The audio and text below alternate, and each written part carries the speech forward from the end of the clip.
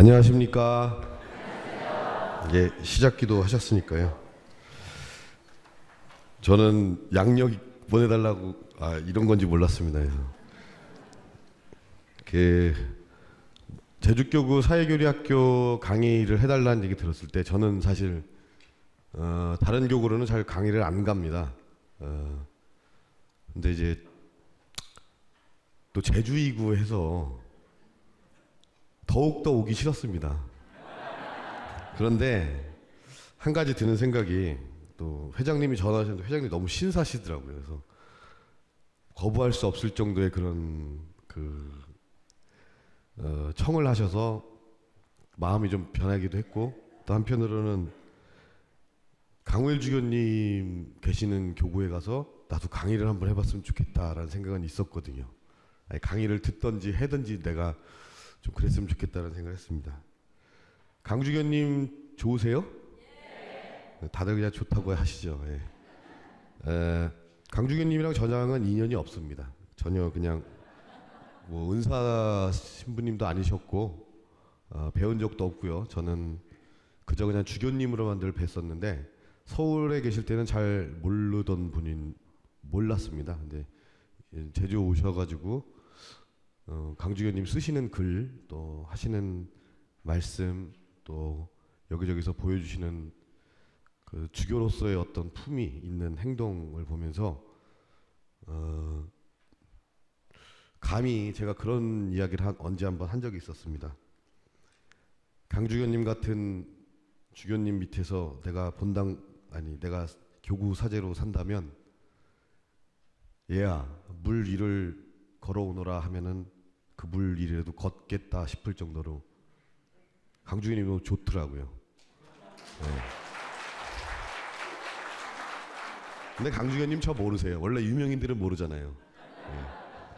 그래도 또 이렇게 강주교님이 불러주신 건 아니라고 쳐도 제주교에서 불렀으니까 강주교님이 불러신 거라고 여기고, 또 오늘 여지껏 다 이렇게 쟁쟁한 강사분들이 다녀가신 걸로 알고 있는데 저 같은 사람 불러주셔서 누가 되는 건 아닌지 하는 생각이 듭니다. 저는 아까 뭐 양력 얘기하셨는데요. 전 노동사목 전담 신부입니다. 뭐 여러 가지 직책들, 원래 교구에서 사랑받지 못하는 일들이 잡다구리 일들로 한 사람한테 몰아주는 그런 나쁜 습성이 있습니다. 교회에서는. 저는 그 여러 가지 일들을 갖고 있지만 제가 마음이 가장 가고 또 내 소임이라고 생각하고 죽을 때까지 내가 놓지 못할 것이라고 생각하는 것이 노동사목입니다. 노동자 하면 저희들 어떻습니까? 여러분들 5월 1일이 무슨 날이죠? 예, 근로자의 날입니다. 왜 근데 근로라는 말은 괜찮고 노동이란 말은 이상할까요? 예? 노동당, 그죠? 노동당. 옛날에 민주노동당도 있었는데 조선인민공화국에서도 노동당이잖아요, 그죠? 공산당이지만 노동이란 단어가 이렇게 저희한테 좀 선뜻 뭐랄까요, 그 액면 그대로 전해지지 않는 게 사실입니다. 하지만 노동이란 단어만큼 인간 행위를 규정하는 데 있어서 굉장히 중요한 단어는 또 없죠. 그래서 제가 교회에서 노동에 대해서 어떻게 이야기를 하고, 또 그렇다면은 교회에서 이야기하는 노동에 대한 의미를 파악했다면, 그렇다면 우리는 살아나가면서 어떤 식으로 그 노동을 이해하고 또 우리가 몸으로 또 노동을 하면서 살 수 있을까라는 이야기를 두서없이 한번 정리해보고자 합니다. 인간 노동이 언제부터 시작됐을까라는 질문을 먼저 던집니다. 그 강의록은 집에 가서들 읽어보시고요. 저는 강의를 잘하는 신부입니다. 그래서 그냥 자주 읽어요. 네. 첫 번째 화면 좀 한번 켜주시죠. 그리고 컴퓨터를 좀 바꾸셔야 될 것 같아요. 예. 인천 프로그램이 좀 좋은 건가 봅니다. 못 읽습니다. 예. 예. 이게 어떤 장면 같습니까? 이야, 대단하시다. 이걸 다 하시네. 그 아래 좀 치워보시죠. 예. 그 빨간 천사한테 이제 남자 여자가 내쫓기고 있습니다. 남자는 자신의 생식기조차 못 가렸어요. 부끄러운 거예요. 얼굴을 가리고 있고, 여자는 한 손은 가슴, 한 손은 생식기를 가리고 있습니다. 남자는 부끄러워하고 있고 여자는 탄식하고 있습니다. 그 뒤에는 붉은 또 검은 검을 들고 있는 천사가 뒤쫓아오고 있습니다. 빨리 꺼지라는 것이죠. 잘 아는 우리 창세기 얘기죠. 한처음에 정원 동산 한가운데 나무 한 그루가 있었습니다. 아주 탐스러운 열매를 맺고 있었습니다. 근데 이 나무로부터 사단이 시작이 됐죠. 여자는 유혹을 했고, 이거에 동의 안 하시는 분 있어요? 여자가 유혹했다. 네. 남자는 유혹을 당했고, 참 바보 같아요. 유혹이나 당하고. 여인은 변명을 했고, 사내는 여인을 비난했습니다. 저 여자가 시켰습니다. 라고 얘기합니다. 에덴에서의 추방은 무엇을 의미하냐면요, 첫 인간들입니다. 영원 완벽한 모습으로 정의로운 세상, 질서 잡힌 세상, 하느님 보시기 좋은 세상의 모습이죠.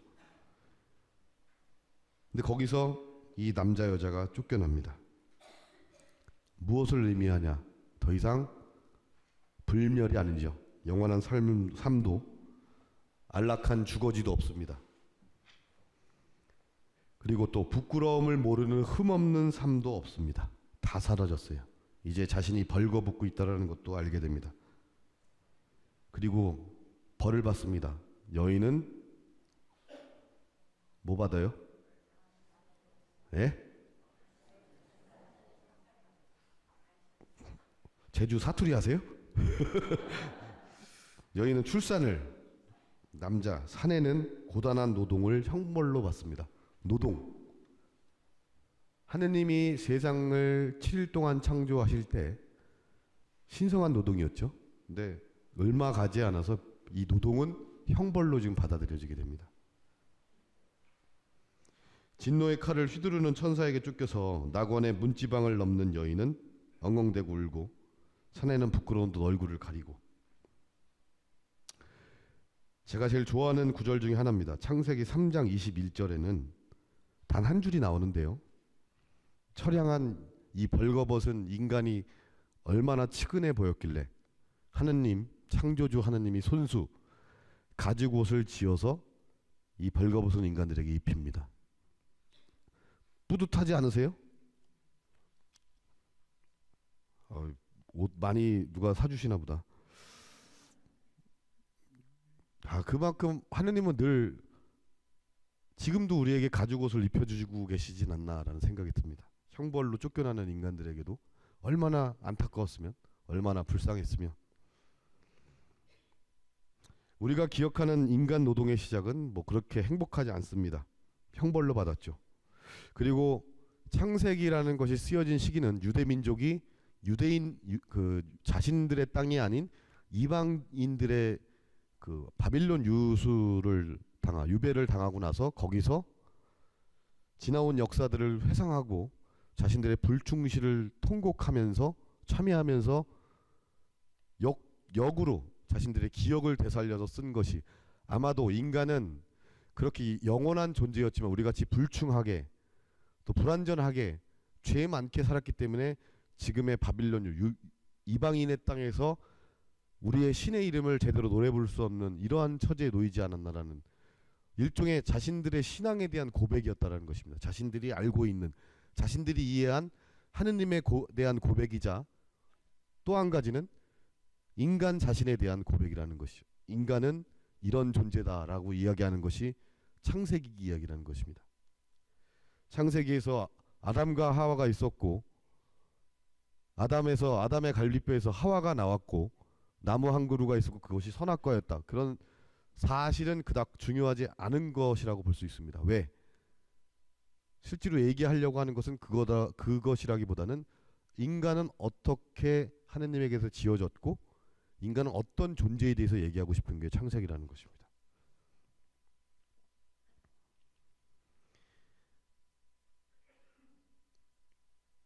나약하기 그지없고 한낱 바람에 아스러질 존재라는 것을 깨닫게 되고, 고단하게 일하고 허기에 시달려야 하는 자신들에 대한 고백입니다. 그런데 교회는 창조주 하느님의 창조 사업을 찬미하면서 노동을 신성한 것이라고 가리킵니다. 하지만 인간에게 지금 보시는 바와 같이 노동만큼 그의 광야에서의 삶, 즉 에덴에서 쫓겨난 황무지에서 삶, 그 생존에 직결되면서도 얄궂은 것이 또 있을까 싶습니다. 신성하다고 하지만 이 노동 때문에 우리는 얼만큼 힘들고 고단하고 가끔은 그 노동 때문에 우리는 살고 죽기를 왔다 갔다 한다는 것이죠. 인간은 늘 허기지고 욕망합니다. 욕망하지 않는 인간은 없죠. 욕망이라는 단어도 욕망하면은 탐욕과 동의어로 여기시는 분들 있잖아요. 근데 이 인간의 욕망은 너무나 지극한 겁니다. 당연한 것이라는 것이죠. 욕구라고 표현이 되면 좀 약간 뭐 평범한 단어인 것 같고, 욕망이라고 하면 약간은 탐욕스러운 그런 느낌이 나지만, 그 욕망이라는 것은 어떻게 보면 인간이 타고 태어난 선악과를 보고 그 한가운데 탐스럽게 열린 열매를 보고 호기심을 가졌던 인간처럼 인간은 그 욕망을 가지게 됩니다. 욕망을 가진다는 얘기는 다른 의미에서는 허기가 지었다. 즉 무언가 채우고 싶어 한다는 것이 인간의 본질이고 인간 역사가 굴러온 골격이라는 것입니다. 유식한 표현 한번 쓰겠습니다. 에른스트 블로우라는 독일 철학자가 있었습니다. 누구요? 예, 에른스트 블로우.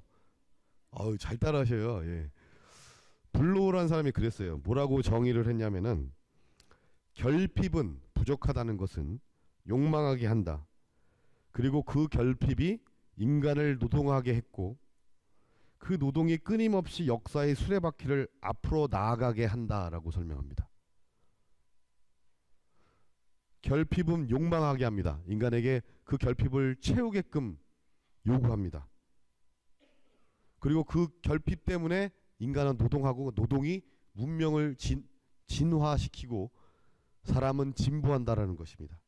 그러니까 생존에 직결되고 형벌로서의 받은 노동 이외에 인간의 속성을 설명할 때 빼놓을 수 없는 것, 사회가 어떻게 형성됐고 또 인간이 어떻게 성장하는지에 대한 설명을 하기 위한 아주 본질적인 문제, 존재적인 문제, 실존적인 문제가 바로 노동이라는 것입니다. 따지고 보면 노동이 어떻게 보면 모든 사회교류의 시작이자 인간 지상 실존을 규명할 수 있는 첫 번째 단어라는 것입니다. 그러고 보면 인간의 욕망과 결핍에 직결된 것이 노동이라는 것입니다. 노동의 문제는 비단 노동하는 그 행위 자체만이 아니라 인간이 누구인지를 정의하는 존재의 문제라는 것입니다. 교회에서는 노동에 대해서 여러 번 가르쳤습니다. 조금 있다가 제가 첫 사회문헌, 서해교리 문헌이라고 얘기하는 새로운 사태라는 걸 얘기할 텐데요. 그 전에 요한 바오로 2세 교황님께서 노동하는 인간이라는 책을 이제 회칙이죠. 이걸 쓰셨습니다. 그때 뭐라고 정의하셨냐면요.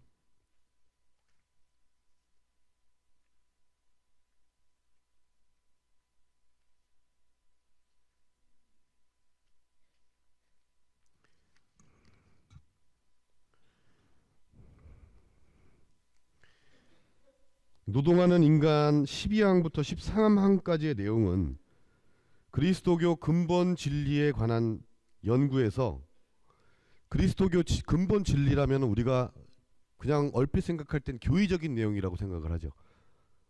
우리가 미사 시간에 고백하는 신앙 고백 내용들, 한 분이신 하느님, 삼위일체 하느님, 그리고 돌아가시고 묻히시고 사흘 만에 부활하신 성인들의 통공, 보편된 교회, 하나인 신앙, 이런 기본적인 근본적인 진리에 대한 연구가 바로 그런 교의 내용들이 그런 연구에 해당될 거라고 생각하지만, 노동하는 인간 12항에서 14항까지 설명하고 있는 것은 이 근본 진리에 해당하는 교의만큼 중요한 내용이 바로 사회 문제라는 것입니다. 근데 사회 문제는 무엇으로 해석할 수 있냐? 무엇부터 시작되냐? 바로 인간의 노동에 대한 문제로 귀결된다는 것입니다. 즉 인간이 살아가기 위한 지상 실존에 관련된 문제라는 것입니다. 첫 인간들은 원초적인 상태입니다. 아직 때묻지 않고 죄도 없고 흠도 없는 상태였습니다. 하지만 이 인간들이 죄를 짓고 그 정의로운 세계가 무너지죠. 질서가 파괴가 됩니다. 어쩌면 하느님께서 7일 동안 세상을 창조하신 참 보시기 좋았다라고 이야기한 그 세상, 그 노동, 보기 좋은 무언가를 만드셨다는 하느님의 만족감, 즉 노동한 신성한 노동이죠. 근데 그것이 파괴됐다라는 것입니다. 그렇다면 그것을 회복하기 위한 과정도 어쩌면 형벌로 받았다고는 하지만 인간이 그것을 회복하기 위한 과정들이 아닐까. 신성한 노동의 신성함을 회복하기 위한 과정이 지금 우리가 힘겹게 살아가는 오늘이 아닐까라는 생각을 합니다. 그래도 잘 모르겠습니다. 그래도 뭐 그런 건 신학적인 얘기인 것 같고 어쨌거나 우리는 먹고 살기 힘들고 고단하다라고 말씀하실 것 같아요. 두 번째 그림 한번 보여주십시오. 두 번째 그림 한번 보여주세요.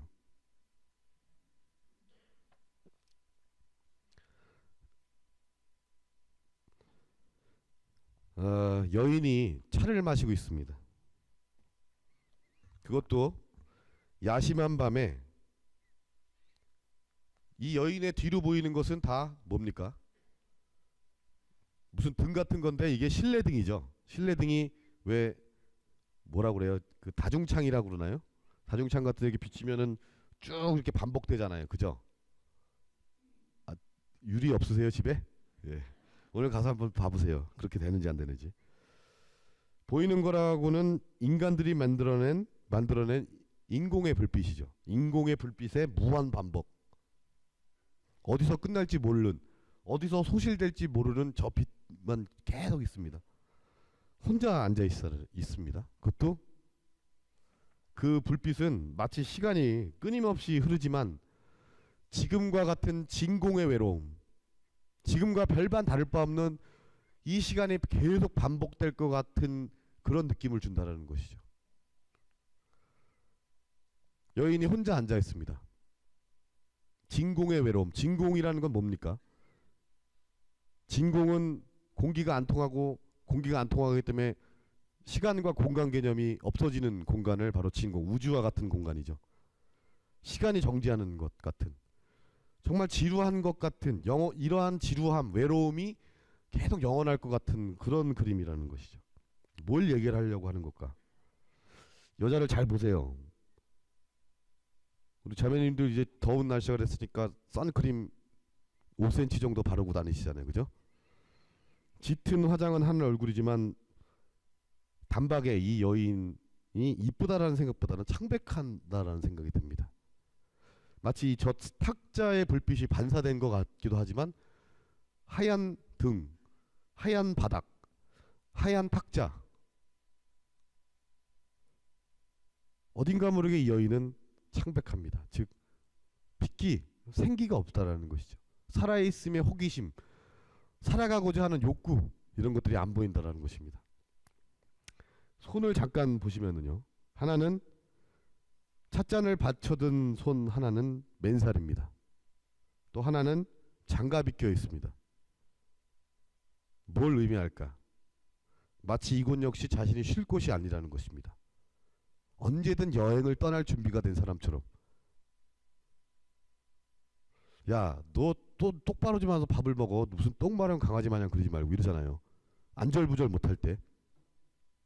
이 자리가 편하게 쉬는 공간이 아니라는 것입니다. 언젠가 이 여인은 이 자리를 떠날 것이라는 그런 것을 암시하고 있다는 것입니다. 마치 쉼 없이 부유하는 우리들의 삶 같습니다. 시선을 한번 보겠습니다. 앞을 주시하는 것도 아니고 생각을 하는 것인지 그저 쉬고 있는 것인지 모를 야릇하고 창백한 시선이 그가 혼자라는 사실을 더욱 극명하게 보여줍니다. 왜 이 그림을 보여드리냐? 이 그림은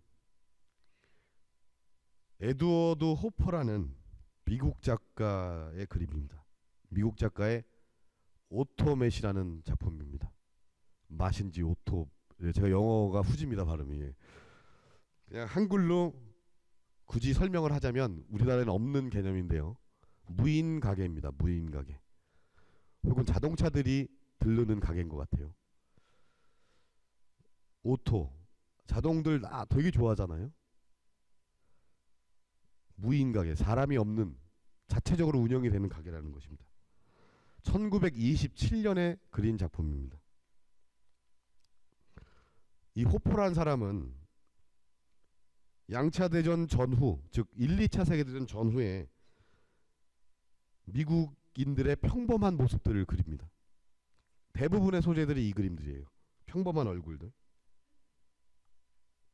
근데 눈여겨보아야 할 것은 그가 그려놓은 그림 대부분의 인간 군상은 절대로 서로 눈을 마주치지 않는다라는 것입니다. 여기는 여인이 혼자 나오는데요. 제가 갖고 있는 이 도록이 있습니다. 이 도록에 나오는 사람들을 보면 대부분 혼자고요. 이렇게 기차에 이렇게 앉아 있거나 여인이 혼자 앉아 있거나. 잘 보이세요? 안 보이겠죠. 예, 그냥 기차에 여인이 혼자 앉아 있다고 생각하세요. 예. 또 하나는 그때 당시의 기차입니다. 기차인데 방향이 다 엇갈려 있어요. 실제로 이렇게 생겼습니다. 마주보는 경우가 하나도 없다라는 얘기입니다. 근데 왜 이 그림을 이렇게 그렸을까? 1, 2차 세계대전 이후에 미국인들의 어떤 평범한 모습들을 그렸는데 그들은 혼자 나오거나 무리지어 나온다 해도 늘 시선을 마주치지 않습니다. 그러니까 가치는 있지만 혼자 있는 거나 마찬가지라는 것이죠. 섬처럼 떠다니는 존재들에 대해서 그리고 있습니다. 섬처럼 떠다니는 우리 개인 자신. 어디 쉴 곳도 어디 마음 둘 곳도 없는 그런 우리들. 주목해야 할 것은 그가 작품을 그리던 1927년뿐만이 아니라 늦게까지는 60년까지 그림을 그립니다. 이 사람이. 그때 당시 미국을 한번 생각해 보시면은요. 아메리칸 드림이 최고조에 달했던 시기입니다. 아메리칸 드림이 뭡니까? 미국에 가면 성공할 수 있다. 기회의 땅이다. 그리고 마치 해가 지지 않는 나라. 영원할 것 같은 그런 명예, 그다음 어떤 그 나라의 번영 이런 것들이 아메리칸 드림을 얘기를 합니다. 아이러니한 것이죠. 아메리칸 드림이 극에 달하있을 때 모든 사람들이 아메리카에 대해서 환영을 갖고 있을 때 호퍼는 그럼에도 불구하고 외로워 보이는 미국인들의 평범한 모습들을 그리고 있습니다. 즉 역설적인 그림이라는 것입니다. 좋은 자동차가 등장하고요. 예쁘게 지어진 집이 나오고요. 아주 잘 정돈된 지금과 같은 카페 같은 것들이 나오고 화려한 쇼핑몰들이 나오고 편리한 교통수단, 지하철, 버스, 고속버스, 시내버스, 전차, 잘 꾸며진 호텔방들이 나옵니다. 그때 당시에 미국을 한번 되짚어보면 역사적으로 1, 2차 세계대전은 유럽뿐만이 아니라 동아시아 전체를 화염에 휩싸이게 합니다. 폐허 아닌 곳이 없습니다. 단 진주만 폭격을 제외한 미국은 한 번도 자국의 본 영토를 침범당하지 않았습니다. 그리고 모든 산업 기반들이 1, 2차 세계대전을 통해서 다 무너졌을 때 유럽과 동아시아의 모든 산업 기반들이 다 무너졌을 때 공산품부터 시작해서 중공업 제품들까지 찍어내고 만들어내는 것은 바로 미국밖에 없었습니다. 최고로 풍요로운 시대입니다.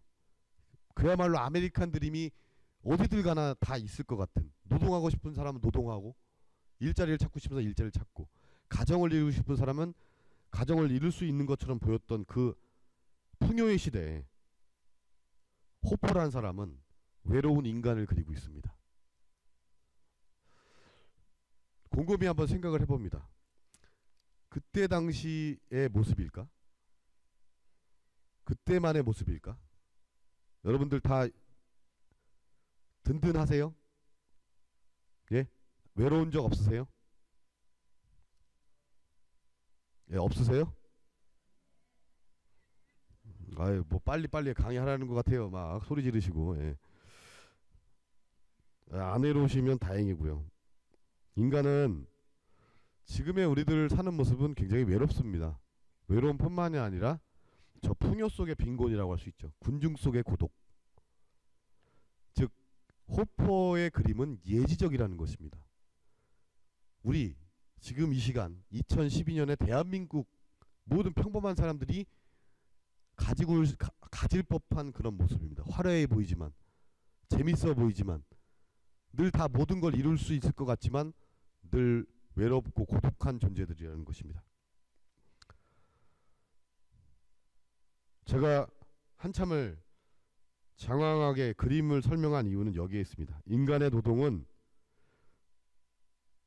생존을 위해서, 나아가 인간의 존엄함과 행복을 위해서 있는 것이라고 배웠지만, 실상 인류의 근현대 역사는 끊임없이 노동으로부터 소외된 역사입니다.